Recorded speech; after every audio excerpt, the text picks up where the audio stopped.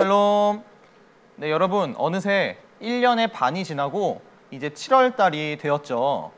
전도사님이 들어보니까 7월 말쯤이 되면은 우리 초등학교가 거의 방학을 한다고 하더라고요.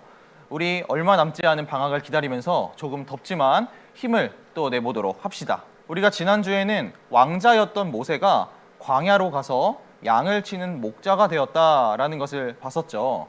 그리고 하나님의 산 호렙에 가서 떨기나무 가운데 불이 붙었는데 타지 않는 그런 이상하고 또 놀라운 현상을 보게 되었고, 그 속에서 하나님께서 모세를 부르셨다라고 우리가 들었어요. 하나님께서 모세한테 지금 애굽 땅에서 노예로 고통받고 있는 이스라엘 백성들을 구출해내라 라고 말씀을 하셨는데, 모세가 바로 예 알겠습니다 라고 했다고 했나요? 아니면은 거절했다고 했나요?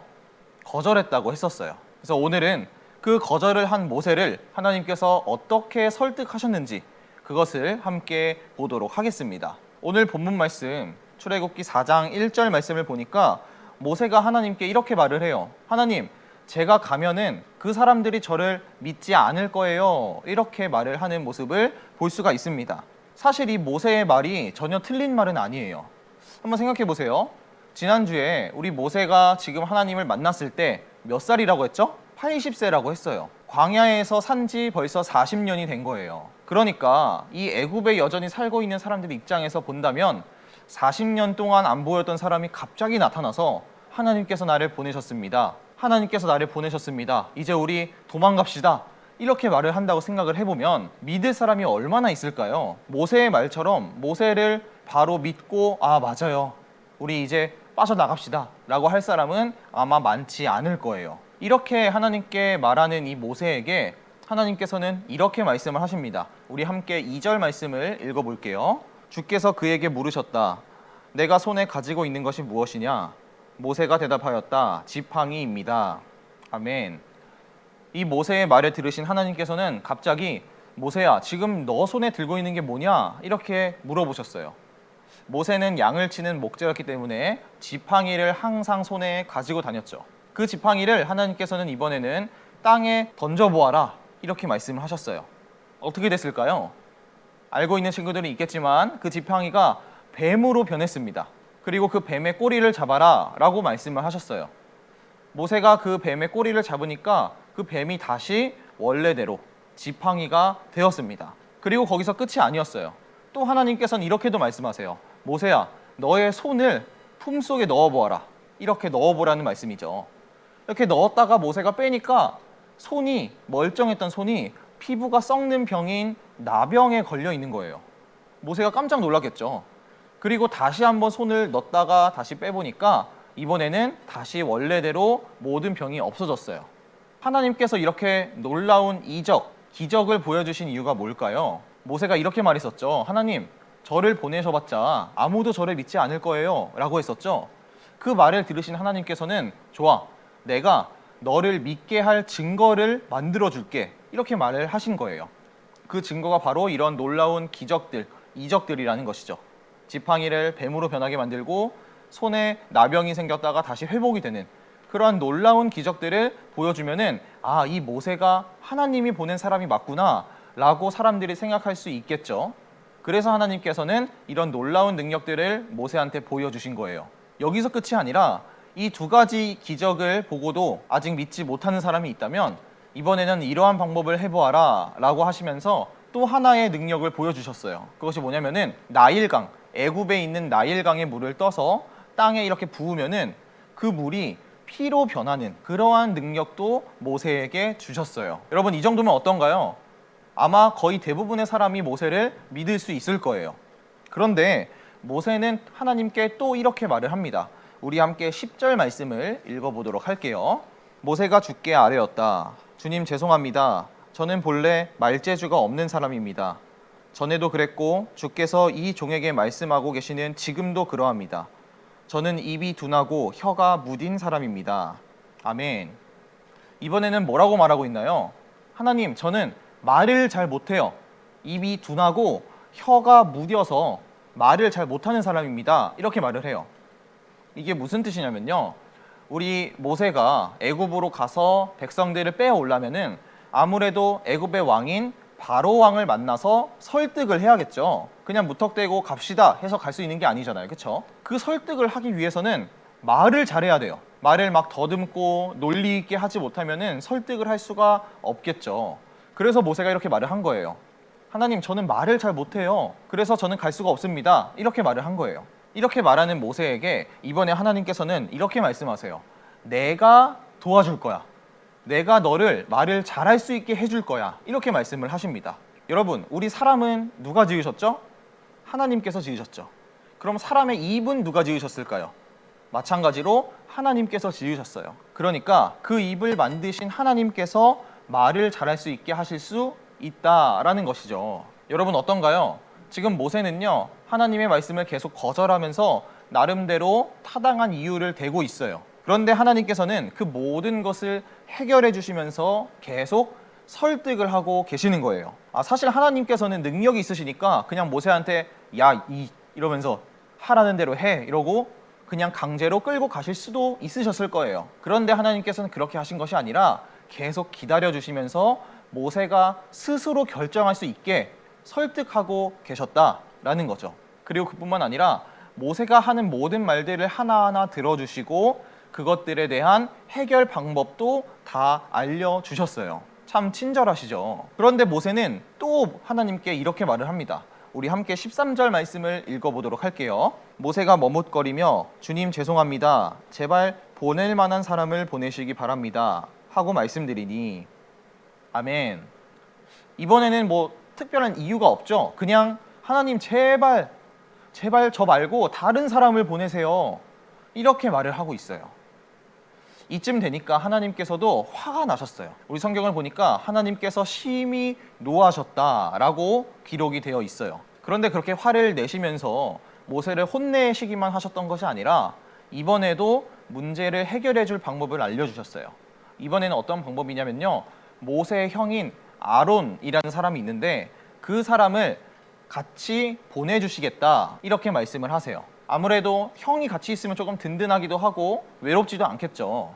하나님께서는요, 어떻게든 가지 않으려고 하는 그 모세를 끝까지 기다려주시고 설득하시고 문제를 해결해 주셨어요. 사랑하는 주니어 여러분, 여러분에게도 어떠한 고민이 있을 수 있고 걱정거리가 있을 수 있고 문제가 있을 수 있어요. 그런데 하나님께서는 그 모든 것을 해결해 주시는 분이라는 것을 믿으시기 바랍니다. 내 말은 아무도 믿지 못할 거라고 생각하는 이 모세에게 그래, 그럼 믿을 수 있게 능력을 주겠다 라고 하셨고, 또 말을 못한다고 하시니까 내가 너를 도와서 말을 잘할 수 있게 해주겠다 이렇게 말씀하시고, 그럼에도 가기 싫다고 하는 모세한테 이번에는 아론을 같이 보내주겠다 라고 말씀을 하셨어요. 이렇게 하나님께서는 모세가 갖고 있었던 고민과 또 걱정거리를 모두 다 해결해 주시는 거예요. 그런 하나님께서 여러분이 갖고 있던 걱정과 또 고민도 해결해 주실 줄 믿습니다. 그럼 우리는 뭘 해야 될까요? 그냥 하나님께 말씀드리면 돼요. 하나님, 이런 고민이 있어요. 하나님, 이런 걱정이 있어요. 도와주세요 하면 하나님께서는 반드시 해결해 주실 거예요. 그리고 마지막으로 하나님께서는 모세한테 이렇게 말씀을 하세요. 우리 17절 말씀을 읽어보도록 하겠습니다. 너는 이 지팡이를 손에 잡아라. 그리고 이것으로 이적을 행하여라. 아멘. 하나님께서는요, 이제 모세한테 아까 말씀하셨던 그 지팡이를 손에 잡고 그 지팡이를 들고 이적을 행해라, 능력을 행해라 라고 말씀을 하셨어요.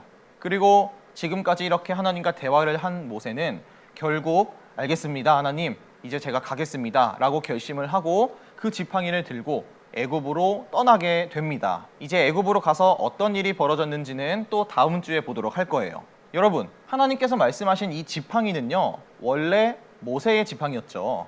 아주 평범한 그냥 나무로 만든 지팡이에요.